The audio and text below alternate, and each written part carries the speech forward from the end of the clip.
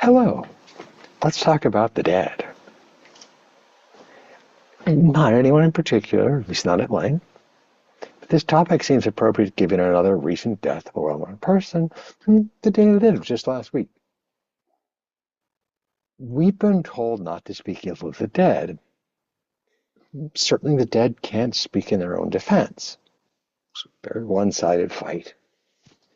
It's also appropriate, if I were ever asked to give a eulogy, I wouldn't speak ill of the departed, as it would seem inappropriate to do that in front of the family.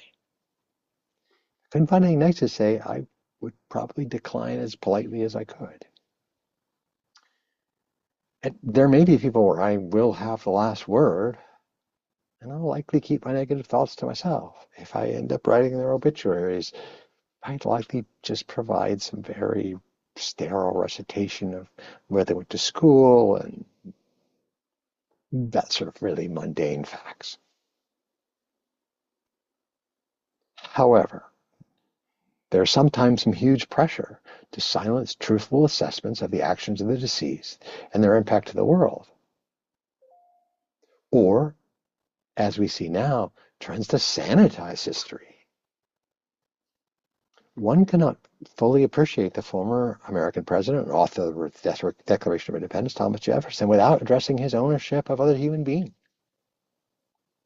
and that he fathered children of one of the enslaved women on his plantation.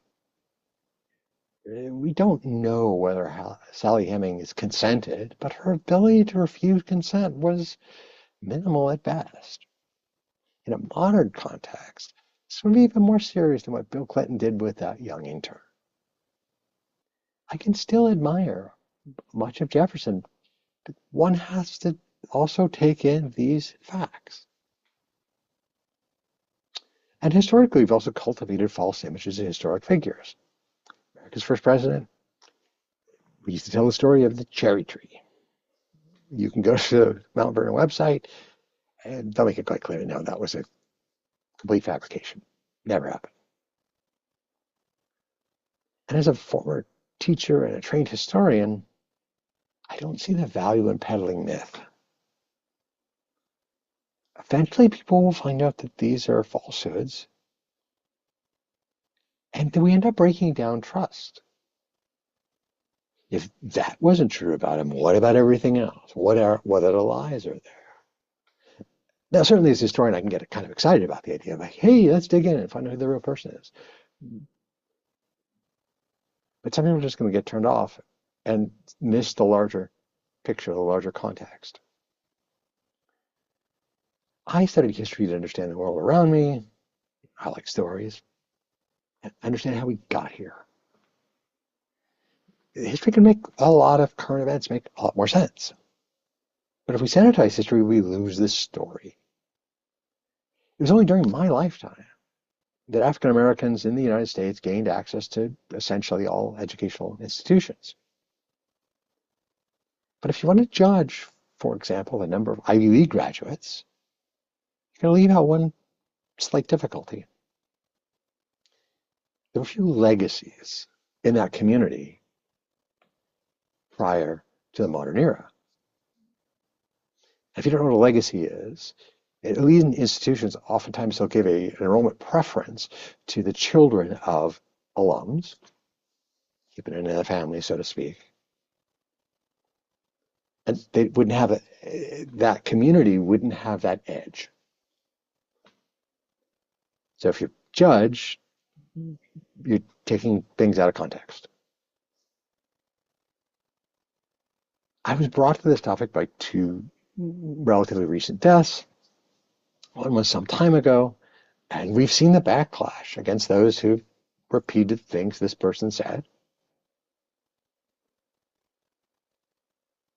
And many of that backlash has caused significant suffering to them.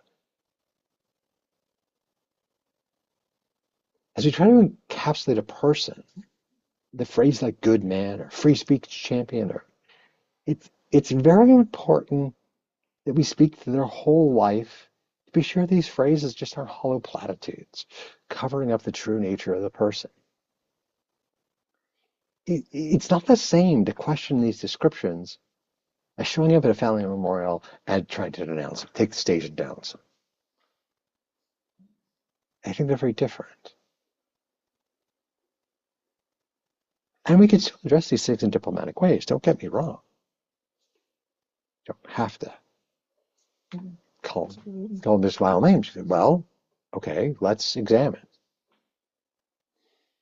As the world has its attention fixed on the person, it's a disservice to be anything less than frank about who that person was and the legacy of their actions.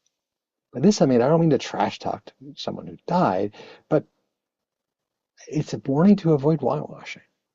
I've heard some coverage of the death of a former vice president, and one can't ignore the troubling legacy of the immediate post 9/11 period. In fact, in this very moment, we see echoes of this today. Some of it's subtle. The fight over U.S. attorneys, whether they're illegally appointed, is based in statutory changes made by Congress after the 2006 firing of U.S. attorneys by that administration. And it's also to say that the use of force laws that were passed during that immediate post 9/11 period are being leveraged in ways I don't think anyone ever intended in the modern period. So to understand where we are now, understanding this is important and understanding this person's legacy. What I'm trying to say is I don't want to walk away of, oh yeah, here's all the things we should admire about this guy. We forget about everything else. There may be admirable qualities. I'm less familiar with those for that particular person, so I'm not the person to do that. But to understand that full legacy, that we may not want to repeat acts. That's my warning to you. I'm not going to say much more about those two individuals. I'm just saying it's important for us to be truthful, especially in these times. Thank you for your attention.